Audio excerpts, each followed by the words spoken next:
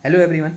इससे पहले आप वीडियो में आगे बढ़ें, मैं आपको ये चेताना चाहता हूँ कि इस वीडियो को रिकॉर्ड करते समय जो कैमरा है थोड़ा बहुत उसमें सेटिंग में थोड़ा गड़बड़ आ गई थी। इस वजह से वीडियो के किसी किसी पार्ट पे या फिर कहीं कहीं पर आपको लाइटिंग का इश्यू हो सकता है। कहीं पर लाइट अपने आप ब्राइट हो जा रही है, कहीं पर लाइट अपने आप कम हो जा रही है। ठीक है, आने वाली वीडियो में मैंने इस प्रॉब्लम को रिजॉल्व कर दिया है, लेकिन इस वीडियो में अभी रिकॉर्ड हो चुकी है, पूरी 1 घंटे की वीडियो रिकॉर्ड कर रखी है, तो मैं इसको ऐसा ही डाल रहा हूँ। अगर आपको कोई भी आपत्ति आ रही है या फिर ऐसा लग रहा है कि हम इसको मैनेज नहीं कर सकते हैं, तो आप मुझे इन्फॉर्म कर दीजिए, मैं इस पूरी वीडियो को दोबारा रिकॉर्ड कर सकता हूँ। ठीक है, लेकिन एक बार कोशिश करना कि आप इससे काम चला लो। ठीक है, धन्यवाद। चलो आप वीडियो देखो। नमस्कार, मेरा नाम है सुमित सिंह मेहता, हाजिर आपके सामने वेक्टर से रिलेटेड एक और नया लेक्चर लेके।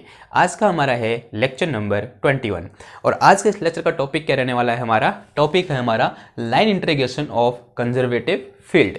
जैसे कि आप सब लोग जानते हैं, हमने पिछले वाले लेक्चर में लाइन इंटीग्रेशन की शुरुआत की थी और हम एक ऐसे पॉइंट पर पहुंचे थे जहां पर हमने एक स्टेटमेंट पास किया था। हमने ये बोला था कि किसी भी एक वेक्टर फील्ड का जो लाइन इंटीग्रेशन होता है वो पाथ पर डिपेंड करता है, लेकिन एक स्पेशल केस होता है जहां पर लाइन इंटीग्रेशन पाथ पर डिपेंड नहीं करता है, और वो था हमारे पास क्या? Line integration of A conservative field. ठीक है, तो इसी को आज हम क्या करेंगे? डिस्कस करेंगे। ठीक है, ये सब मैं जो डिस्कशन है ये शुरू करने से पहले जो पिछला लेक्चर में डिस्कस किया उसे मैं यहाँ पर एक बार नोट डाउन कर लेता हूँ, और जो हम अब बाद में क्या करेंगे, मतलब इस टॉपिक के बाद जो डिस्कस करेंगे उन्हें भी क्या कर देता हूँ, यहाँ पर मैं एक बार नोट डाउन कर देता हूँ, ताकि क्या हो जाए, हमें हमारा जो एम है वो स्पष्ट तौर पर यहाँ पर हमको दिखाई दे। ठीक है, एक शॉर्ट वर्जन में यहाँ पर लिखूंगा, यहाँ बोल सकते हैं जो अभी तक हमने डिस्कस किया है उसका कंक्लूजन, और जो आने वाले हैं मतलब वहां पर हम क्या डिस्कस करेंगे वो एक बार क्या करता हूँ, मैं नोट डाउन करता हूँ। ठीक है, कोई आपत्ति तो नहीं होनी चाहिए आपको? ठीक, करता हूँ। ओके, देखो पहली चीज हमने पिछले लेक्चर में डिस्कस किया था, हैशटैग बना के लिखा था कि line integral is independent of the parameterisation of curve. ठीक है, हमने ये बोला था कि लाइन इंटीग्रेशन, एक चीज हमने क्या बोली थी, line integration is independent of parameterisation. ठीक है, ये तो समझ में आ गया था आपको, पैरामीटराइजेशन ऑफ कर्व। ठीक है, कर्व के पैरामीटराइजेशन से क्या होता है? इंडिपेंडेंट होता है क्या? Line integration. क्लियर है बात? ये तो पहली चीज थी। दूसरी चीज हमने क्या डिस्कस की थी कि line integration is path dependent. क्या होता है? जो लाइन इंटीग्रेशन होता है वो पाथ डिपेंडेंट होता है। Line integration is path dependent. ठीक है, ये दूसरी चीज हमने क्या करी थी, वहां पर डिस्कस की थी। तीसरी चीज जो आज हम डिस्कस करने वाले हैं वो ये है कि line integration of conservative field is path independent. तो तीसरी चीज क्या है हमारे पास? लाइन इंटीग्रेशन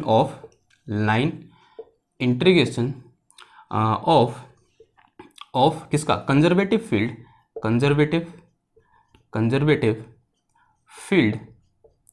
यहाँ पे वेक्टर फील्ड, कंजर्वेटिव वेक्टर। ठीक है, इज पाथ इंडिपेंडेंट।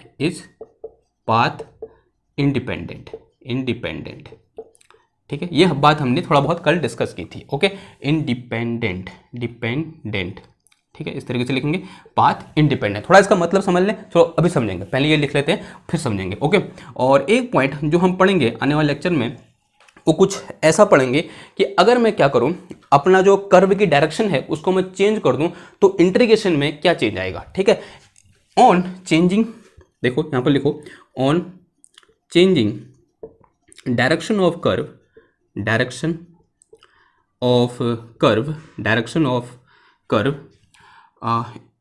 इंटीग्रेशन या साइन ऑफ इंटीग्रेशन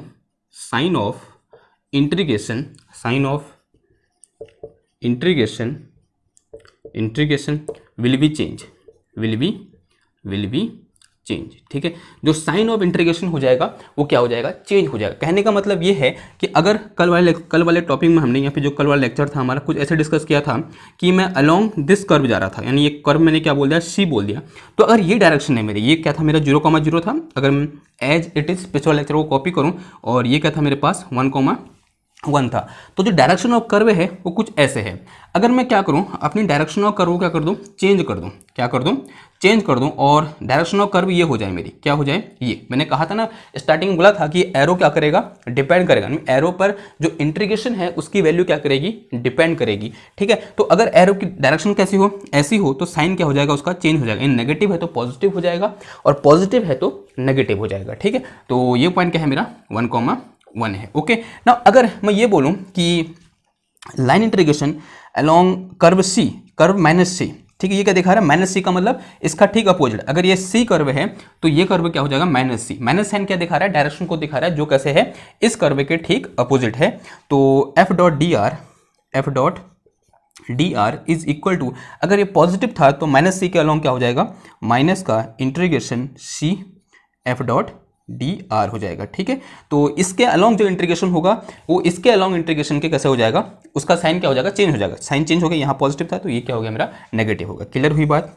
ओके, ठीक, तो साइन क्या होगा, चेंज। दिस इज, ये जो इतना चीज है ये किसके अलोंग है, इस कर्व के अलोंग है, और ये जो चीज है वो इस कर्व के अलोंग है। आप देख सकते हो ये इस कर्व के अलोंग कैसा हो गया, वो नेगेटिव हो गया। तो साइन क्या हो जाता है, चेंज हो जाता है। समझ में आई बात? On changing direction of curve sign of integration will be change. I hope ये चीज आपको क्या आ रही होगी, समझ में आ रही होगी।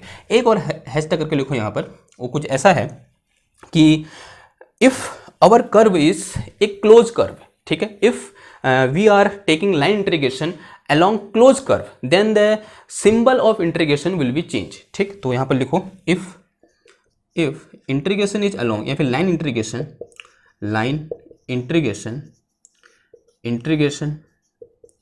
is along close curve C, ठीक, कोई क्लोज कर्व C है, then साइन ऑफ इंटर, या फिर then symbol of integration will be change, then symbol of integration will be change. तब क्या होगा, एक सिंपल, एक थोड़ा सा माइन्यूट सा चेंज आएगा। क्या होगा, जो सिंबल होगा वो क्या हो जाएगा, चेंज हो जाएगा, और वो सिंबल कैसा हो जाएगा, कुछ ऐसा हो जाएगा। कहाँ बनाऊँ, इधर ही बना दूँ, एंड दैट इज इस तरीके से। ठीक है, तो ऐसे इंटीग्रेशन बनाएंगे तो अलोंग सी अगर हो रहा है तो ये क्या आ जाएगा, यहाँ पर ऐसे एक ऐसे अंडा बना रहे हैं। तो अंडा किसको दिखा रहा है, ये अंडा किसको दिखा रहा है, एक क्लोज कर्व के अलोंग, ये सी जो है वो क्या है, एक क्लोज कर्व है, उस चीज को दिखा रहा है। और यहाँ पर बाकी चीज तो वैसे रहेगी, यानी एफ डॉट डी आर। ठीक है, तो this is line integration of vector field F along close curve C. इसे क्या पढ़ोगे आप, तो this is line integration of vector F along close curve C. Close curve कौन दिखा रहा है, ये अंडा दिखा रहा है। क्लोज कर्व कहने का क्या मतलब हुआ, माना कोई भी कर्व अज्यूम कर लो कुछ इस तरीके से कि मेरे पास ये एक्स एक्सेस है और ये वाई एक्सेस है। अगर मैं कोई ये क्लोज कर्व की बात करूं, माना मैं पहले यहाँ से इधर गया, ठीक है, और फिर इधर गया, और फिर यहाँ से इधर आया। ठीक, तो this curve is close curve. ये जो कर्व बनाया मैंने, ये कैसा कर्व हो गया, क्लोज कर्व हो गया। अज्यूम करो ये क्या है मेरा 0,0 है, और ये क्या है मेरा 1,0 है, और ये पॉइंट क्या है मेरा 1,1 है। तो ये जो कर्व है पूरा ये क्या है 0,1, मतलब क्लोज कर्व है, क्योंकि इसका जो एंड पॉइंट है और जो इनिशियल पॉइंट है वो सेम जगह पर है। उसी तरीके से ऐसा भी हो सकता है, कोई एक सर्कल अलोंग द सर्कल भी हो सकता है, ठीक है, जिसकी रेडियस कितनी है, आर है। ठीक है, जिसकी रेडियस क्या है, आर है। तो ये भी क्या है, एक टाइप का क्लोज कर्व है। ठीक है, लेकिन डायरेक्शन पे क्या करेगा, डिपेंड करेगा कि हम डायरेक्शन कैसे ले रहे हैं, क्लॉकवाइज या फिर एंटी क्लॉक, यहाँ पर भी ऐसे या फिर ऐसे, हम कैसे मूव कर रहे हैं उस पर क्या करेगा, डिपेंड करेगा इस इंटीग्रेशन की वैल्यू। क्लियर है इतनी बात आपको? ओके, अगर ये बात समझ में आ गई ना, इन्हीं पर क्या करना है, डिस्कस करना है।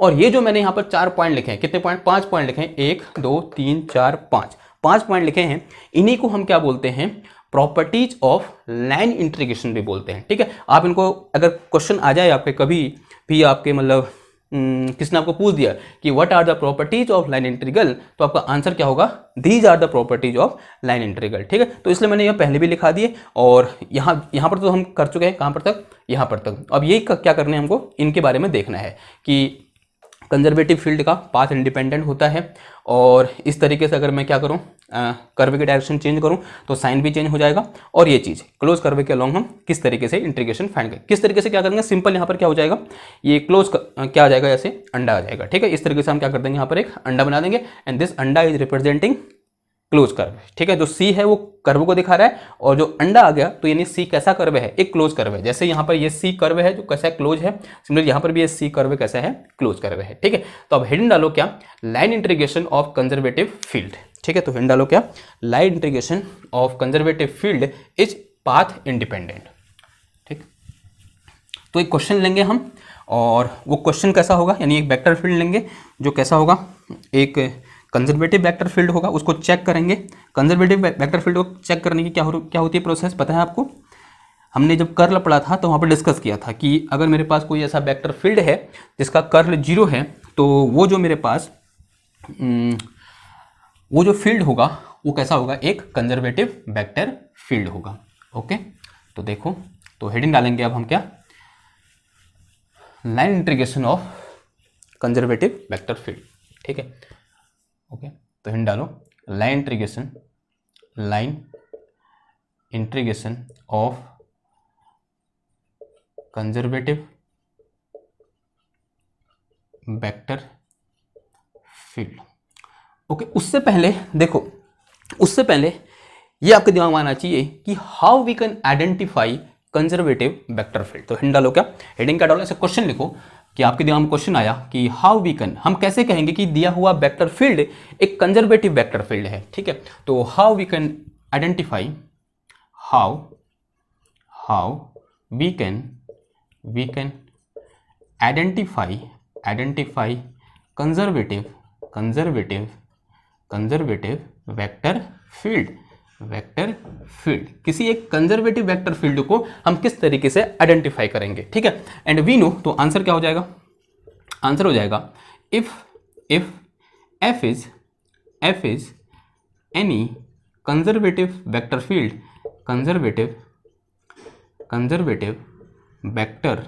फील्ड, क्या है, अगर f क्या है, एक कंजर्वेटिव वेक्टर फील्ड है, then we know this curl of f will be 0, तब कर्ल ऑफ f क्या होगा, हमारा 0 होगा, ठीक है। समझ में आई बात इतनी।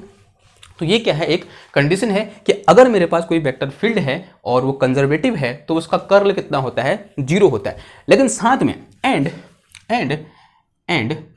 ऐसे करके लिखो, एंड दिस वेक्टर फंक्शन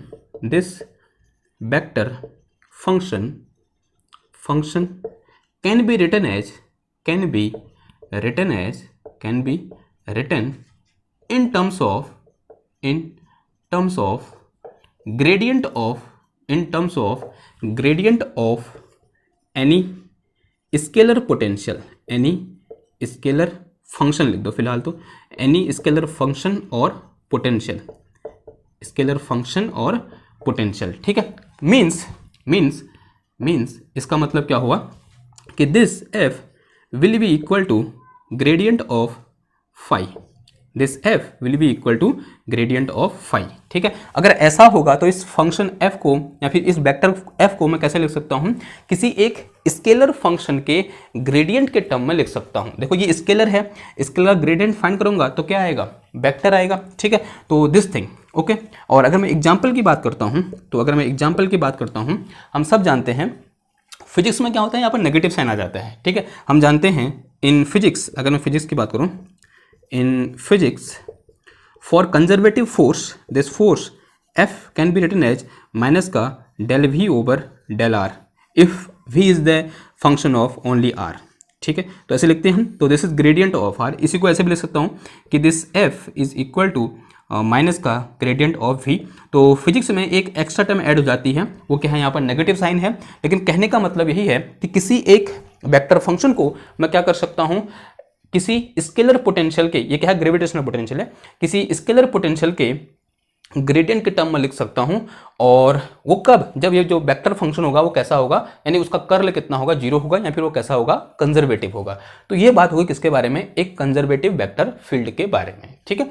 अब एक नोट करके लिखो यहाँ पर, तो इंपोर्टेंट पॉइंट लिखो, ऐसे हैशटैग बनाओ कि line integration of any conservative vector field is path independent. तो इसी पर हम क्या करने वाले हैं, बात करने वाले हैं कि line integration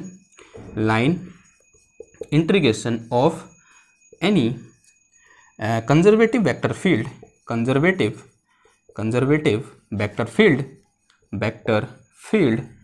is zero, sorry is path independent, is path, path की स्पेलिंग क्या होती है, PATH, पाथ इंडिपेंडेंट, इंडिपेंडेंट, ठीक है। कैसा होता है, पाथ इंडिपेंडेंट होता है। क्लियर है बात आपको।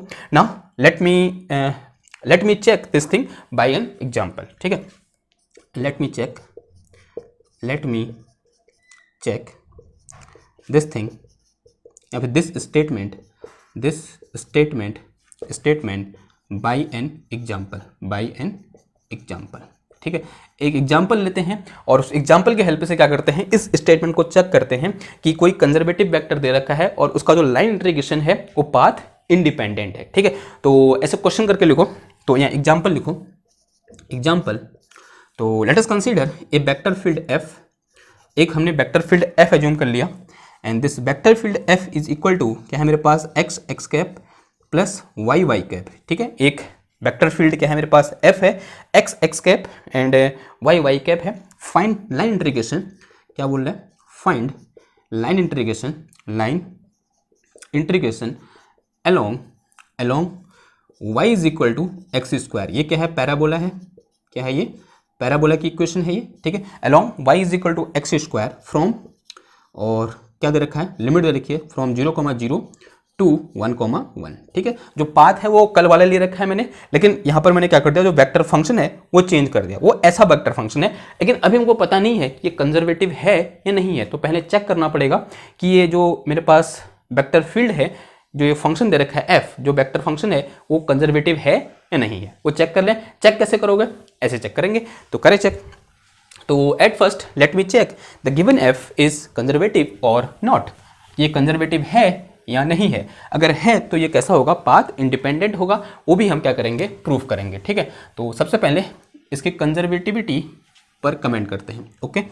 तो देखो नाउ लेट मी चेक ये कंजर्वेटिव है या नहीं है, ठीक है। अंग्रेजी में मेरे को हो ही नहीं रहा है मेरे से, मतलब बोल नहीं पा रहा हूँ मैं, क्या बोलूँगा, let me check conservativity of this given function F is equal to this thing, इसका हमको निकालना है। अगर आप ये फंक्शन ध्यान से देखोगे ना, तो आई थिंक इस फंक्शन की जो ड्राइंग है, जो ये फंक्शन मेरे को एफ दे रखा है, ये ऐसी होगी, इसकी ड्राइंग हमने कर रखी है पहले। तो एफ इज इक्वल टू क्या है, ये X cap plus Y cap. अगर मैं इसकी ड्राइंग करूँ, क्या करूँ इसकी मैं ड्राइंग करूँ, DRO, यार क्या लिखा मैंने, ड्राइंग, DRO, स्पेलिंग मेरे से गलत होगी शायद। ड्राइंग, इसकी ड्राइंग देखूंगा तो इसकी ड्राइंग ऐसी होती है, ठीक है। ये ड्राइंग हमने पहले कर रखी है, लेकिन मैंने वहाँ पर बताया नहीं था कि इसका फंक्शन ये होगा कि ये y है और ये x है, ठीक। तो इसकी ड्राइंग कुछ ऐसे होती है, ऐसे ऐसे ऐसे ऐसे, ठीक, फिर ऐसे ऐसे ऐसे, फिर देखो जैसे बाहर जाऊँगा, ओरिजिन से दूर जाऊँगा, x और y की वैल्यू बढ़ेंगी तो इनका मैग्नीट्यूड भी क्या होगा, बढ़ेगा। तो this is the drawing of this given function, okay. अब ये कैसे आया, इसकी डिटेल में नहीं जा रहे हैं, लेकिन ये ऐसा होता है, ठीक है, ये मुझे पता है। ये this is the drawing of this thing. आप यहां से भी देख सकते हो, आप फिगर से देख सकते हो, क्या इसका कर्ल जीरो है या फिर नॉन जीरो है। क्या यहां पर ये जो वेक्टर फील्ड हमें गिवन है, ये किसी एक पॉइंट के अबाउट कर्ल होता हुआ दिख रहा है, नहीं दिख रहा है। देखो कहाँ दिख रहा है, क्या हो रहा है, डाइवर्ज हो रहा है। इसका जो मतलब जो डाइवर्जेंस होगा वो नॉन जीरो होगा, और वो कैसा होगा, पॉजिटिव होगा। लेकिन यहाँ पर कर्ल जैसा कुछ भी चीज़ नहीं है, तो ऑब्वियसली बात है, इसका कर्ल कैसा होगा, जीरो होगा। अगर ये वेक्टर फील्ड एफ है जो ये गिवन है मेरे को, तो इसका जो कर्ल होगा डेल क्रॉस एफ, वो कितना होगा, मेरा जीरो होगा, ठीक है। This is drawing of this given function. अगर x cap plus Y cap में ये फंक्शन लिखूंगा, इसकी ड्राइंग कैसी होती है, ऐसी होती है, और इसका मैं कर्ल निकालूंगा तो कितना आएगा, जीरो आएगा। क्यों आएगा जीरो, क्योंकि यहाँ पर कर्ल जैसी कोई चीज़ है ही नहीं। अब ये तो कैसा हुआ, एक ज्योमेट्रिकल व्यू हुआ, इसको कैसे मैथमेटिकली देख लें। तो मैथमेटिकली देखने के लिए हमें पता है कि del cross F is equal to क्या हो जाएगा मेरे पास, देखो तो this is X cap and Y cap and this one is Z cap. तो अब जेड कैप वाला है ही नहीं इधर, तो उसको रखने का कोई फ़ायदा है नहीं, ठीक। तो उसका जीरो जीरो हो जाएगा। तो ये क्या आ जाएगा मेरे पास, यहाँ पर ये आ जाएगा मेरे पास कितना, कहाँ गया, यहाँ क्या आ जाएगा, डेल ओवर डेल एक्स, और फिर क्या आ जाएगा, डेल ओवर डेल वाई, और ये कुछ है नहीं, ठीक। तो डेल ओवर डेल जेड लिख दो इधर पर, ठीक। और यहाँ कितना आ जाएगा, सॉरी यहाँ कितना आ जाएगा मेरे पास, this is x and this is y and this is zero, ठीक, ऐसा कुछ आएगा। तो यहाँ से मेरे पास del cross F is equal to x cap. अगर एक्स कैप करोगे तो देखो ये वाई जीरो हो जाएगा और ये इसका जेड का सॉरी वाई का जेड के रिस्पेक्ट में अगेन कितना हो जाएगा, जीरो हो जाएगा। एंड माइनस का वाई कैप, फिर देखो ऐसे आएगा जीरो और ये एक्स का कितना हो जाएगा, जीरो हो जाएगा जेड के रिस्पेक्ट में, तो zero minus zero. And plus का ये जेड कैप लिखोगे तो ये कितना आ गया, इसका जीरो हो जाएगा, इसका भी जीरो हो जाएगा, तो दिस इज जीरो। ठीक, and this is equal to zero. तो आगे यहाँ से भी तो हमने ग्राफ से भी देख दिया कि डेल क्रॉस एफ कितना होगा, जीरो होगा। और कैसे मैथमेटिकली भी हमने प्रूफ कर दिया कि curl of this vector function F this given vector function is zero. ठीक है, ओके, क्लियर है बात ना। अब देखो, अब कर्ल जीरो है, इसका मतलब it means F is conservative and it's line integral will be path independent. कैसा होगा वो, पाथ इंडिपेंडेंट होगा। क्लियर है बात ना, प्रूफ। ठीक है, तो अब देखेंगे। ठीक है, लेट्स सी देखते हैं, चलो है या नहीं है पाथ इंडिपेंडेंट। ठीक है, तो सबसे पहले किस पाथ के अलोंग बोला है उसने, इस पैराबोलिक पाथ के अलोंग बोला है। तो सबसे पहले ये पैराबोला बना लेते हैं इस तरीके से। ओके, ऐसा कुछ है, तो दिस थिंग इज, तो इस तरीके से पैराबोला है। और सिर्फ इधर ही क्यों बनाया, सिर्फ फर्स्ट क्वाड्रेंट में क्यों बनाया, उसने बोल रखा है कहाँ से कहाँ है, 0,0 से 1,1 है। तो ये पॉइंट क्या हो जाएंगे, 0,0 हो जाएंगे। और ये क्या होगा मेरे पास 1,1 है, यानी यहाँ से यहाँ जा रहा है, तो एरो कहाँ की ओर आएगा, इधर की ओर आएगा। ठीक, क्लियर है बात आपको ना। अब देखो, आपका मन हो तो आप पैरामीटराइजेशन कर सकते हो, और आपका मन है तो आप सीधे भी कर सकते हो। ठीक है, सीधे एक्स और वाई की वैल्यू पुट करके। तो क्या आ जाएगा यहाँ से मेरे पास, this is integration, line integration क्या होता है, C integration F dot D r होता है। क्या होता है, एफ डॉट डी आर। तो this is equal to integration कितना आ जाएगा मेरे पास, this is C and this one is ये क्या, x cap plus Y cap, और फिर कितना आ जाएगा डॉट डी आर के जो कितना आ जाएगा, d x cap plus d y cap आ गया। ठीक है, जेड वाले लिखने का कोई फायदा है नहीं, क्योंकि उसमें क्या हो जाना है, इधर आके जीरो हो जाना है। ओके, और फिर कितना आ जाएगा, देखो दिस इज इंटीग्रेशन। अब देखो, हाँ सी लिखो, याद आएगा मेरे पास कितना, एक्स वाला एक्स के साथ, वाई वाला वाई के साथ, यानी एक्स कैप वाला एक्स कैप के साथ, और वाई कैप वाला वाई कैप के साथ, बीच में डॉट प्रोडक्ट है। ठीक है, ये ध्यान रखना। तो क्या आ जाएगा मेरे पास, एक्स डी एक्स प्लस कितना आ गया, ये वाई डी वाई आ गया। ठीक है ना। अब क्या गिवन है हमको, हमें गिवन है क्या, कहाँ गया, Y is equal to x square. क्या गिवन है, देखो हमें गिवन है, गिवन क्या है, y is equal to x square given है। अगर मैं इसमें डी वाई निकालूंगा तो क्या आ जाएगा, ये 2x dx आ जाएगा। ठीक है, यानी पूरे इंटीग्रेशन को एक सिंगल वेरिएबल के टर्म में क्या कर लें, इसको तोड़ लें, और उसकी जो उसके लिए क्या रखना पड़ेगा, y की जगह एक्स स्क्वायर रखना पड़ेगा, और डी वाई की जगह कितना आ जाएगा मेरे पास, 2x इंटू dx आ जाएगा। ठीक, तो उठा के रख दो इधर, तो ये आ जाएगा मेरे पास कितना, अब सी नहीं आएगा, अब क्या आ जाएगा, लिमिट आ जाएगी। तो लिमिट x की लिमिट कहाँ से कहाँ है, 0 से 1 है, देख सकते हो आप यहाँ पर x कहाँ से कहाँ है, 0 से 1 है, और x dx तो ऐसे रहा, x d x plus y की जो कितना आ जाएगा मेरे पास, x square into d y की जो कितना आ गया, ये इंटू 2x इंटू कितना आ गया, डी एक्स आ गया, सॉरी। तो this is equal to integration 0 से 1, और ये आ गया मेरे पास कितना, दिस इज x, ये क्या आ गया, x d x and plus ये आ गया मेरे पास कितना, 2x की पावर 3 इंटू कितना आ गया, डी एक्स आ गया। इस थोड़ा बहुत सॉल्व कर दो, तो सॉल्व करोगे तो ये आ गया मेरे पास कितना, this one is x square by 2, कितना आया, x square by 2 and plus this is 2x की पावर 4 डिवाइडेड बाई 4, ऐसा हो गया। एंड लिमिट 0 से 1, इंटीग्रेट कर दिया, वो तो आता है आपको, सिंपल सी चीज हुई, सिंपल इंटीग्रेशन कर दिया। x का क्या हो जाएगा, एक्स स्क्वायर बाई 2, एक्स की पावर 3 कितना हो जाएगा, एक्स की पावर 4 बाई 4 हो जाएगा। ठीक, पहले अपर लिमिट फिर लोअर लिमिट रखने में 0 हो जाएगा, सिर्फ अपर लिमिट वाला केस आएगा यहाँ पर। तो दिस इज 1/2 प्लस 2 बाई कितना आ जाएगा, 4 आ जाएगा, इससे ये कैंसिल 2 बार, तो this is 1/2 plus 1/2, this is equal to 1। Okay, तो along this particular path, let us say this path is C, इस पाथ को हमने क्या नाम दे रखा है, C नाम दे रखा है। तो जब मैं C पाथ के along गया तो जो लाइन इंटीग्रेशन है उसकी वैल्यू कितनी आई, 1 आई। ठीक ना, अब मैं क्या कर रहा हूं, अपने पाथ को चेंज कर रहा हूं। मेरा पाथ कुछ भी हो सकता है, मैं पाथ को ऐसे ले सकता हूं, ठीक है, मैं ऐसे जा सकता हूं, ठीक, मैं ऐसे जा सकता हूं, ठीक है, ये बोर्ड से बाहर चला गया मैं, कोई बात नहीं, मैं ऐसे भी जा सकता हूं। ओके, अब मुझे बताओ, मैं जब इस तरीके से जाऊंगा, मैं कोई भी रैंडम पाथ ले रहा हूं, मैं कोई भी अगर रैंडम पाथ ले लूंगा तो क्या मेरे को सॉल्यूशन करने में आसानी होगी, नहीं। ठीक है, मतलब मैं अपने लिए मुसीबत खड़ी कर रहा हूं एक हिसाब से, ऐसे पाथ लेके, तो मैं ऐसे पाथ लूंगा जिनसे मुझे डील करने में क्या होगी, आसानी होगी। तो उनमें से एक जो सिंपलेस्ट पाथ होगा वो कैसा होगा, कुछ ऐसा होगा, ठीक है। लेकिन इससे क्या होगा, अलग होगा, जो हमने पहन लिया था उससे क्या होगा, अलग होगा। तभी तो हम क्या करेंगे, पाथ इंडिपेंडेंट को क्या क्या कर पाएंगे, प्रूफ कर पाएंगे। ठीक, तो इस तरीके से ना। अब मैं कुछ ऐसा ले रहा हूँ पाथ कि मैं पहले यहाँ से ऐसे गया, अलॉन्ग एक्स एक्सेस गया, ये एक्स एक्सेस है, ये वाई एक्सेस, ठीक है, लिखना भूल गया मैं। तो पहले मैं ऐसे गया यहाँ पर, ठीक है, यहाँ तक पहुँचा, फिर मैं यहाँ से कहाँ गया, ऊपर गया यूँ करके, ठीक है, फिर मैं यहाँ पहुँच गया। ओके, अभी पाथ मैंने ये लिया, एक पाथ मैंने ये ले लिया। मैं पाथ ऐसे भी ले सकता हूँ कि मैं यहाँ से सीधे कहाँ चला गया, इधर चला गया, ऐसे भी ले सकता हूँ पाथ में, ठीक है। क्लियर है बात आपको।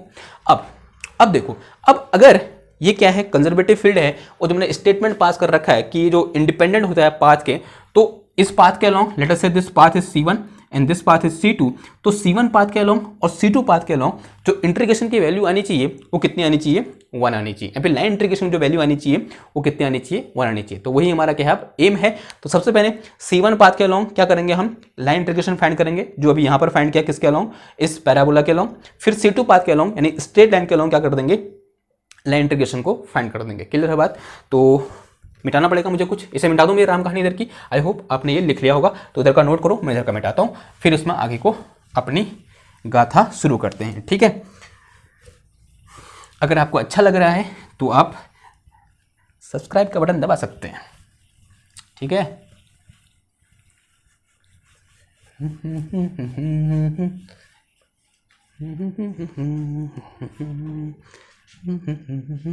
करो भैया। ये क्या है मेरे पास, देखो ये डायग्राम दोबारा बनाऊँ वाला, यहाँ पर बनाते हैं बढ़िया करके, थोड़ा बड़ा बड़ा बनाते हैं ताकि आपको देखने में आसानी हो जाए। This is x axis and this one is y axis. Our previous path is like this, ऐसे था। Okay, now our new path is something, और ये जो है मेरे पास, if you ask me this point is 0,1 and this, because this is 1,1, तो ये पॉइंट क्या है 1,1, तो this will be 1,0 and this will be 0,0। Our initial path is this which we called C। Now our next path is this one. मैं यहाँ से मैंने यहाँ गया, ठीक है, ऐसे जा सकता हूँ मैं, मेरी मर्जी भैया। फिर मैं यहाँ से कहाँ गया, इधर गया। अब मुझे क्या करना है, लाइन इंटीग्रेशन फाइंड करना है अलोंग पाथ C1। किस पाथ के अलोंग, C1 पाथ के अलोंग क्या करना है मुझे, लाइन इंटीग्रेशन फाइंड करना है। कैसे करूंगा, अब देखो इस पाथ में मेरे पास, इसको मैं दो पार्ट में डिवाइड कर सकता हूं। जो C1 पाथ है उसको मैं दो पार्ट में क्या कर सकता हूं, डिवाइड कर सकता हूं। एक यहां से यहां तक और एक यहां से यहां तक। ठीक है, तो दो स्टेप में इसको सॉल्व करेंगे। तो जो पहला स्टेप आएगा वो क्या आएगा, यहां से लेकर यहां तक, फिर मैं क्या करूंगा, यहां से लेकर यहां तक लाइन इंटीग्रेशन फाइंड करूंगा, फिर दोनों क्या कर दूंगा, ऐड कर दूंगा। ठीक है, यही वे हो सकता है यहाँ पर, और कोई वे तो हो नहीं सकता कि इस पाथ के अलोंग लाइन इंटीग्रेशन को फाइंड करने का वे क्या है। पहले क्या करो, यहां से इस 0,0 से 1,0 तक का जो लाइन इंटीग्रेशन है उसे फाइंड कर लो, फिर 1,0 से 1,1 तक जो लाइन इंटीग्रेशन है उसे फाइंड कर लो, फिर अंत में दोनों क्या कर दो, ऐड कर दो। ठीक है, तो यही मेरे पास एक फाइनल वे है। तो कैसे फाइंड हो जाएगा, देखो क्या आ जाएगा ये। तो सबसे पहले तो फर्स्ट केस में कहाँ से कहाँ हो जाएगा, 0,0 से कहाँ, 1,0 के लिए। ठीक, तो पाथ C1 के अलोंग है, तो इंटीग्रेशन C1, तो क्या आ जाएगा मेरे पास है F.dr। ये क्या होगा, ये हमें क्या करना है, फाइंड करना है इस पाथ के लिए, यानी 0,0 से लेकर 1,1 के लिए। तो इसके लिए, और ये पाथ क्या है मेरे पास, C1 है, और F हमें पहले से पता है क्या है मेरे पास, देखो x कैप है और फिर प्लस y कैप है। अब dr, और जो dr है वो भी हमें पता है क्या है मेरे पास, या फिर ये सीधे लिख दूं मैं, इसकी वैल्यू ये है। ठीक है, ये है, तो इसे मैं सीधे लिख सकता हूँ, या फिर थोड़ा कर लेते हैं। ये क्या आ गया मेरे पास, dx x cap plus dy y cap, ऐसा कुछ आ जाएगा। ओके, नाउ अब देखो, अब एक चीज़ और, जब मैं इस पाथ के अलोंग जा रहा हूँ, अलोंग अवर गिवन पाथ, या फिर अलोंग 0,0 टू 1,0, तो देख सकते हो आप, जो y इक्वल टू है वो कितना है, 0 है। अगर y इक्वल टू 0 है तो ऑब्वियस सी बात है dy इक्वल टू कितना हो जाएगा, 0 हो जाएगा। बट तो x इक्वल टू कुछ होगा, तो x की जो कितना आ जाएगा, यानी x क्या हो रहा है, वेरी हो रहा है। सिंपल चीज़ है, ओनली जो x है वो वेरी हो रहा है, और जो y है वो क्या है मेरा, 0 है, और जो dy भी कितना हो जाएगा, 0 हो जाएगा। तो जो मेरे पास इंटीग्रेशन है, जो लाइन इंटीग्रेशन कहाँ से कहाँ तक अलोंग C1, जो F.dr है वो कितना हो जाएगा मेरे पास, this is equal to integration along C1, ये आ जाएगा यहाँ पर। अगर इसको सॉल्व करूँगा मैं, ये वैल्यू यहाँ पुट करो, ये आ जाएगा मेरे पास कितना, x dx plus y d y आ जाएगा। ये स्टेप समझ में आया, मैंने थोड़ा शॉर्ट मार दिया, ठीक है। शॉर्ट क्या मारा मैंने, पहले ये पुट किया और फिर ये पुट किया इनकी जगह और फिर डॉट प्रोडक्ट ले लिया, यानी ये वाली चीज़ आ जाएगी, ठीक है। ये मैंने यहाँ लिख दिया उठा के, क्लियर है बात ना। अब क्या है, वाई इक्वल टू जीरो है, अगर वाई इक्वल टू जीरो है, since Y equal to zero and D Y equal to zero, ठीक है, फॉर दिस पाथ, इस पाथ की बात हो रही है, ठीक है, यहाँ से लेकर यहाँ तक जब जा रहे हैं हम, तो क्या आ जाएगा मेरे पास, तो this is equal to only X vary हो रहा है और एक्स कहाँ से कहाँ, 0 से 1 वेरी हो रहा है, तो this will B x d x बचेगा और ये वाला टर्म क्या हो जाएगा, 0 हो जाएगा, ठीक, ये वाला टर्म 0 हो जाएगा। हाँ, तो ये आ गया मेरे पास कितना, इसे सॉल्व करोगे आप तो this will B x square by 2, तो this will B x square by 2 and limit 0 to 1 और 1 रखोगे तो कितना आ जाएगा, 1/2 आ जाएगा, ठीक है। तो इस पाथ के लिए यानी यहाँ से यहाँ जाने तक कितना जो लाइन इंटीग्रेशन है उसकी वैल्यू कितनी है, 1/2 है। अब क्या क्या निकालना है, यहाँ से यहाँ जाने के लिए, यहाँ से यहाँ जाने तक, यानी जब ये मूवमेंट हुआ तब लाइन इंटीग्रेशन की वैल्यू क्या होगी। तो अब दूसरे केस में क्या आ जाएगा, फॉर, तो फॉर किसके लिए, 1,0 से कहाँ 0,0, सॉरी 1,1 कहाँ 1,1। अब देखो फॉर दिस पाथ जो x इक्वल टू है वो कितना है, 1 है। अगर आप देख पा रहे हो, अगर आप थोड़ा बहुत ग्राफ की समझ रखते हो तो देख पा रहे हो कि इस पाथ के अलोंग जो x है वो कांस्टेंट है, जिसकी वैल्यू कितनी है, 1 है या नहीं 1, हाँ है। अगर x इक्वल टू 1 है तो dx इक्वल टू कितना हो जाएगा, यानी चेंज इन x कितना हुआ, 0 हुआ, तो dx इक्वल टू कितना आ जाएगा, 0 आ जाएगा। अगर dx इक्वल टू 0 है और y कहाँ से कहाँ वेरी हो रहा है, y इक्वल टू 0 से कहाँ 1 वेरी हो रहा है, ठीक है, y इक्वल टू 0 से कहाँ 1 वेरी हो रहा है। तो यहाँ भी देख सकते हो 0 से 1 वेरी हो रहा है, तो इंटीग्रेशन क्या आ जाएगा मेरे पास, integration along this is f dot D r, this will be equal to ये आएगा और यहाँ पर ये तो 0 हो जाएगा, तो बचेगा कौन सा वाला, ये वाला बचेगा। तो इंटीग्रेशन कितना आ जाएगा, y इंटू डी वाई, ये 0 क्यों हुआ, x कितना है 1 है और dx 0 है, dx 0 तो पूरा का पूरा टर्म 0 हो जाएगा, तो ये वाला बचेगा सिर्फ और सिर्फ, और यहाँ पर y कहाँ से कहाँ 0 से 1 हो जाएगा, again this is Y square by 2 हो जाएगा और लिमिट 0 से 1 आ जाएगी and this will be equal to 1/2 आ जाएगा, ठीक है। तो और अगर मैं यहाँ से आप टोटल नेट निकालूंगा तो net along C1 F dot D R is equal to क्या आ जाएगा मेरे पास, देखो तो this will be integration I from 0,0 to कहाँ से कहाँ तक 1,0 एंड प्लस आई फॉर, ठीक है, इसके लिए और प्लस आई फॉर 0,0 टू 1,1, ठीक है, इस पाथ के लिए and this will be equal to 1/2 कितना आ जाएगा 1/2, ठीक है, 1/2 plus 1/2 and this will be equal to 1। तो ये कितना आएगा मेरा आंसर, 1 आएगा। देख सकते हो आप यहाँ भी 1 आया था आंसर जब मैं इस कर्व इस पैराबोलिक पाथ के अलोंग गया था, और जब मैं इस पाथ के अलोंग गया, जो एक सिंपलेस्ट पाथ मैंने यहाँ पर लिया, इस पाथ के अलोंग भी जो मेरा इंटीग्रेशन है वो कितना आया, 1 आया। अगेन मैं यहाँ से एक स्टेटमेंट जो मैं अड़ा हुआ हूँ जिस स्टेटमेंट में, वो ये है कि for conservative field the line integration is equal to path independent, is equal to नहीं, इस पाथ इंडिपेंडेंट, वो पाथ पर डिपेंड नहीं करता है, वो किसी भी पाथ से जाओ वो किस पर डिपेंड कर रहा है, only and only initial and final point पर डिपेंड कर रहा है, ठीक, क्लियर है बात आपको ना। अगर आप थोड़ा अड़ियल टाइप के इंसान हो और आप नहीं मान रहे हो तो कोई बात नहीं, एक और पाथ यहाँ पर मतलब एक और पाथ के अलोंग इस इंटीग्रेशन को सॉल्व कर लेते हैं और वहाँ से आपको मतलब विश्वास हो जाएगा कि मैं जो बात कह रहा हूँ वो बिल्कुल सही है। वो पाथ क्या है मेरा, ये स्ट्रेट लाइन, ठीक है। अभी मैं क्या कर रहा हूँ, इस स्ट्रेट लाइन के अलोंग क्या करूँगा, मूव करूँगा, moving along this straight line, ठीक है, ये स्ट्रेट लाइन है, इसके अलोंग क्या कर लेते हैं, मूव कर लेते हैं, और ये है, ठीक है। और जो स्ट्रेट लाइन है इसे क्या बोल दो, C2 बोल दो and this C2 is equal to y equal to x। हमने पढ़ा है पिछले लेक्चर में, अगर मेरे पास कोई स्ट्रेट लाइन है जो ओरिजिन से होकर जा रही है तो उसका जो अगर ये पॉइंट, ये इन दो पॉइंट के बीच उसका जो इक्वेशन होती है क्या होती है, y इक्वल टू x होती है, ये हमें पता है, ठीक है। तो y equal to x, this is our C2। Now इसके अलोंग, इस C2 के अलोंग जो ये लाइन इंटीग्रेशन है इसकी वैल्यू क्या हो जाएगी, निकालो फटाफट। ये नोट हो गया था ना भाई, हो गया होगा यार, तो मिटा दिया मैंने, कोई बात नहीं, चलो नोट कर लेना, पॉज करके देख लो, या फिर पीछे रिवर्स कर लो वीडियो को, क्या बोलते हो उसको, बैकवर्ड घुमा लो, रिवर्स नहीं, रिवर्स करने में तो उल्टा लिख जाऊंगा मैं, क्या बोलते हैं उसको, बैक कर लो, डबल टैप पीछे की हो, 10 सेकंड पीछे हो जाएगा तो दिख जाएगा आपको, ओके। तो अब देखो line integration along this line, ठीक है, तो अलोंग किसके अलोंग देख रहे हैं आप, अलोंग C2, और जो C2 है वो क्या है मेरा, y इक्वल टू x है। तो क्या है मेरे पास, ये चीज़ है, यानी ये इंटीग्रेशन सॉल्व करना है मेरे को, यही तो सॉल्व करना है अल्टीमेटली, ठीक है। अब ये ऊपर की राम कहानी नहीं लिख रहा मैं, तो क्या करना है मेरे को, this is integration along C2 F dot D R is equal to integration क्या है मेरे पास, along C2 this is x dx plus y D Y है, ठीक है। और गिवन है हमको क्या, गिवन है जो C2 है वो क्या है मेरे पास, y इक्वल टू एक्स है ना। अब यहाँ पर आपकी मर्जी है, आप इसको पैरामीटराइजेशन से करो या फिर किसी और चीज़ से करो, या फिर सीधे रख दो y की जगह x रख दो। तो y की जगह x रखना हमारे लिए सिंपल रहता है। तो यहाँ से मैं अगर y इक्वल टू एक्स लूँगा तो डी वाई इक्वल टू क्या आ जाएगा, तो since y equal to X and this give me D Y is equal to क्या हो जाएगा, डी एक्स हो जाएगा। तो और क्या हो जाएगा देखो फिर यहाँ से, तो integration C2 f dot D r and this will be equal to integration तो x d x plus y की जगह एक्स रखोगे और x d x and this is limit 0 से 1, ठीक है। तो ये कितना हो जाएगा देखो, एक्स स्क्वायर बाई 2 आ जाएगा, प्लस इसका भी कितना हो जाएगा एक्स स्क्वायर बाई 2 और लिमिट 0 से कितना आ जाएगा 1 आ जाएगा। तो this will be 1/2 plus 1/2 and this is equal to 1 1 1 1 1। Again we can say that now अब आप कितने ही अड़ियल हो ना, मैं चौथा तो नहीं करने वाला, चौथा पार्ट यहाँ पर मैं नहीं अज्यूम करने वाला। अगर आपको फिर विश्वास नहीं है कि ये 1 1 1, अगर मैं कोई एक नया पाथ लेता हूँ वहाँ पर आंसर 1 नहीं आएगा, तो आपकी मतलब मर्जी के लिए एक और पाथ मैं यहाँ पर ले लेता हूँ, उसके लिए मैं कोई परिश्रम नहीं करूँगा, ये आपका काम है। ये पाथ है अभी, ठीक है, ये पाथ है, ये पाथ आपके लिए होमवर्क में है।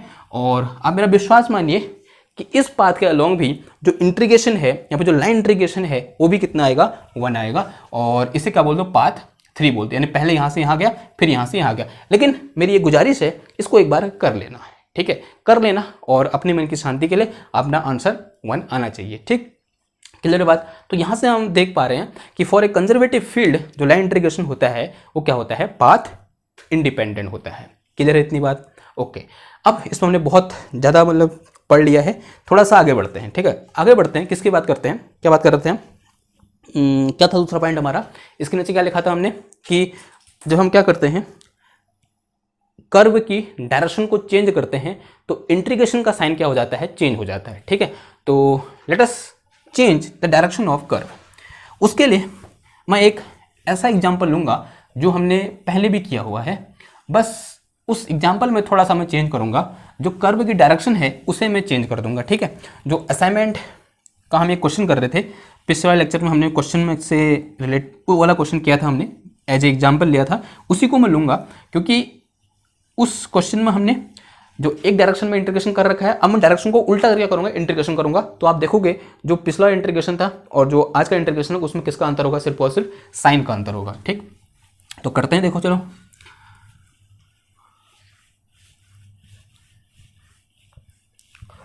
ओके। तो असाइनमेंट में देख लो कहाँ गया,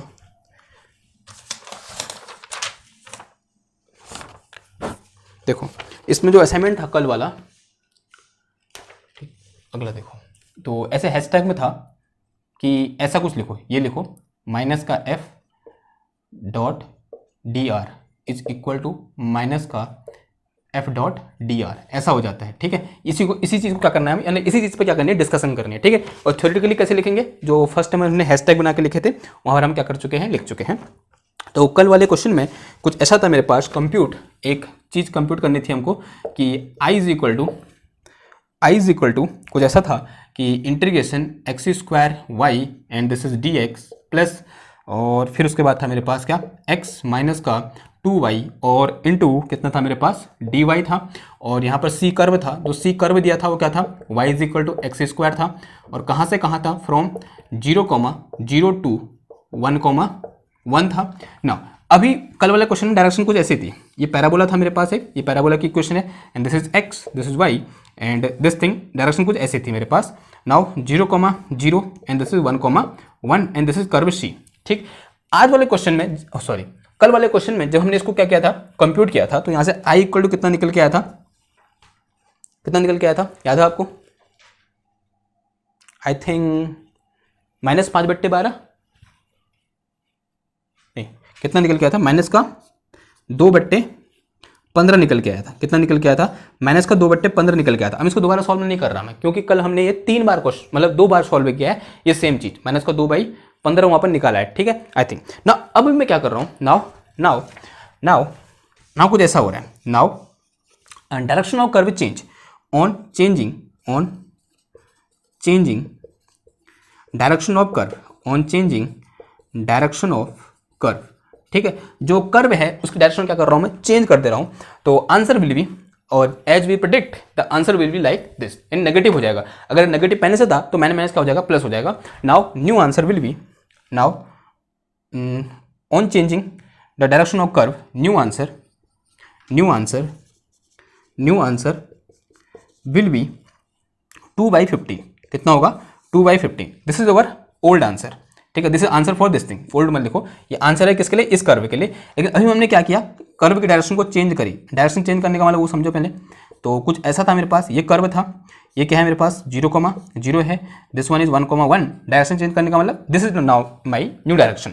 तो this is my new direction, and if we go along this direction then the integration or we can say the sign of the integration will be changed. If it is negative in previous case, now in this case it will be positive. तो क्या हो जाएगा, ये positive हो जाएगा। देख लेते हैं, लेट्स प्रूव इट। तो let's prove it. How we can say that, बिना प्रूव किए तो हम मानते नहीं, प्रूव इट। तो लेट्स प्रूव इट। करें प्रूफ तो करो प्रूफ, क्या है उसमें है। ओके, तो इस तरीके से मेरे पास कुछ सिचुएशन है।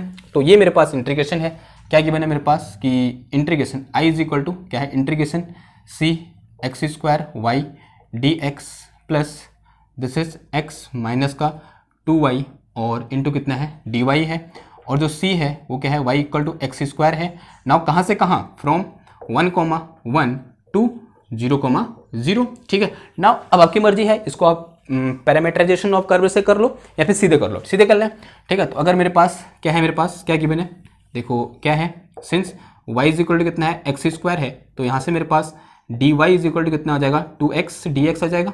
ठीक है, आएगा नहीं आएगा, आएगा, बहुत बार कर चुके हैं इसको। तो अब देखो, अब लिमिट किसकी रखनी है हमको, x की रखनी है। x कहाँ से कहाँ वेरी कर रहा है, 0 से 1 वेरी कर रहा है, सिर्फ लिमिट में चेंज करेंगे। ठीक है, ध्यान रखना, सिर्फ किस में चेंज करेंगे, हम लिमिट में चेंज करेंगे। लिमिट क्या हो जाएगी, उल्टी हो जाएगी। लिमिट क्या हो जाएगी, 0 से 1 हो जाएगी। तो लिमिट विल बी 0 to 1। ठीक है, रिवर्स कर दिया इसको। ओके, क्या कर दिया, रिवर्स कर दिया। कहाँ से कहाँ हो जाएगा, 0 से कितना हो जाएगा, 1 हो जाएगा। Oh, limit will be from, sorry, 0 से 1 नहीं होगा। कहाँ से कहाँ होगा, 1 से 0 होगा। कहाँ से कहाँ हो जाएगा, 1 से 0, क्योंकि कहाँ से कहाँ आ रहे हैं, 1 से 0 आ रहे हैं। तो लिमिट क्या होगी, 1 से 0 हो जाएगी। ठीक है, ये बात ध्यान रखनी है आपको।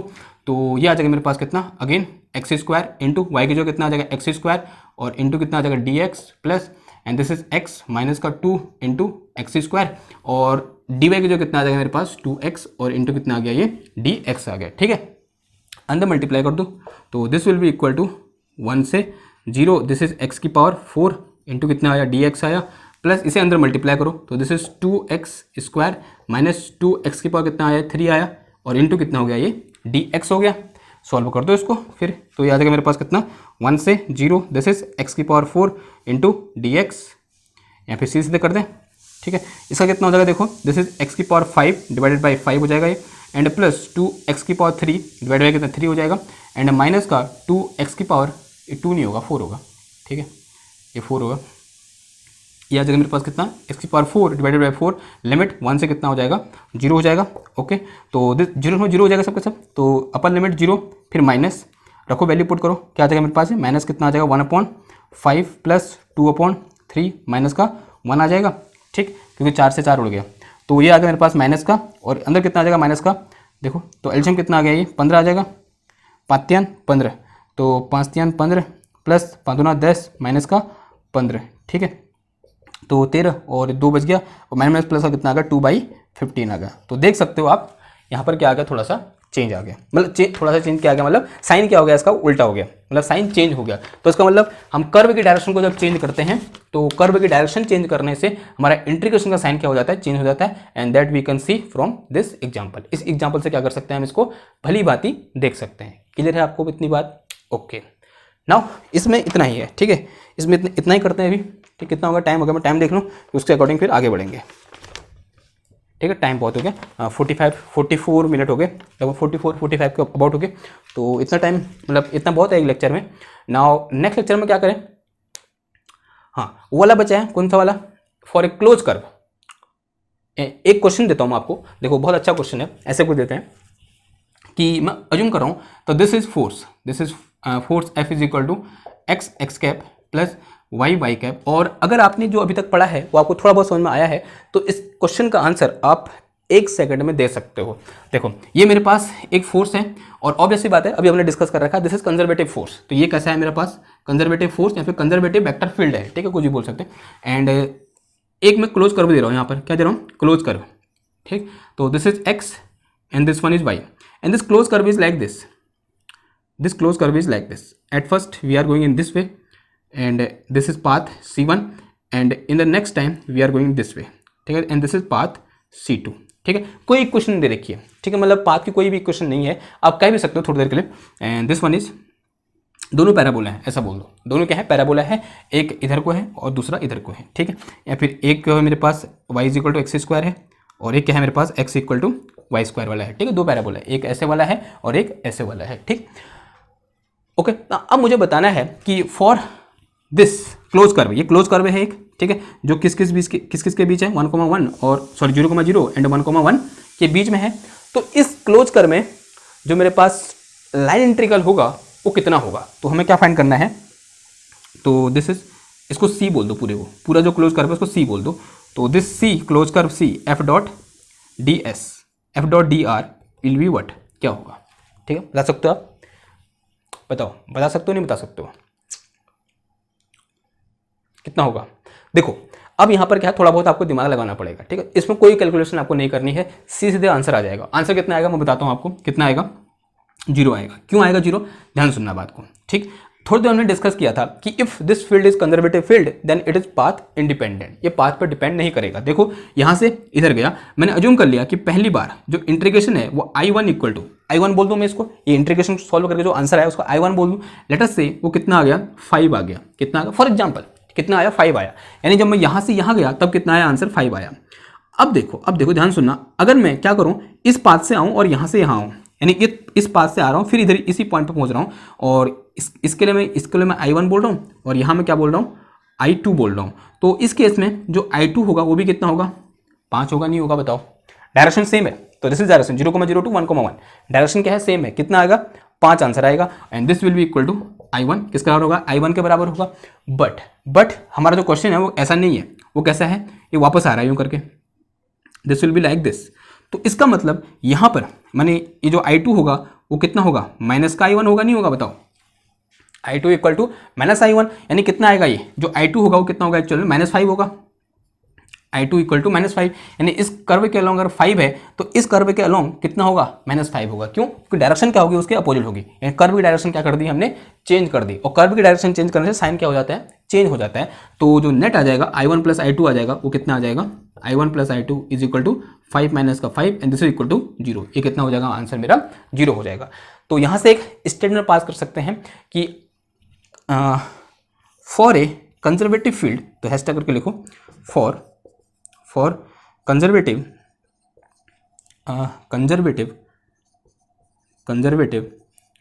Field line integration along closed path will be 0, कितना होगा, will be 0, कितना होगा, उसका आंसर 0 आएगा, ठीक है। अगर मैं क्लोज पाथ की बात करूंगा तो वहां पर लाइन इंटीग्रेशन कितना हो जाएगा, 0 हो जाएगा, ठीक है। तो ये क्या हो गया, हमारा एक स्टेटमेंट होगा जो क्या है हमारा इंपॉर्टेंट स्टेटमेंट। तो यहाँ पर क्या बना दो, स्टेटमेंट बना दो, ठीक है। तो ये क्या करेगा, आपका समय बचाएगा। आप कहीं कॉम्पिटेटिव एग्जाम में बैठे हैं, आप नेट, गेट, जैम किसी का पेपर दे रहे हैं, जस्ट, टिफर, ठीक है, और बार किसी का पेपर दे रहे हैं, तो वहाँ पर इस टाइप का क्वेश्चन अगर आए तो आप बहुत लंबी कैलकुलेशन से क्या हो सकते हैं, बच सकते हैं, ठीक है।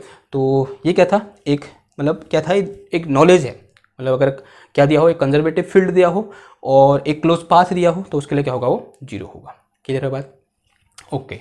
तो आज के लिए बस इतना ही, यहीं पर एंड करते हैं इस लेक्चर को। बहुत हो गया, मतलब बहुत टाइम हो गया, बहुत हो गया वो वाला नहीं है, बहुत हो गया वो वाला नहीं था, मतलब बहुत टाइम हो गया, ठीक। तो मिलते हैं आपसे नेक्स्ट लेक्चर में एक नई वीडियो के साथ, तब तक के लिए थैंक यू, धन्यवाद।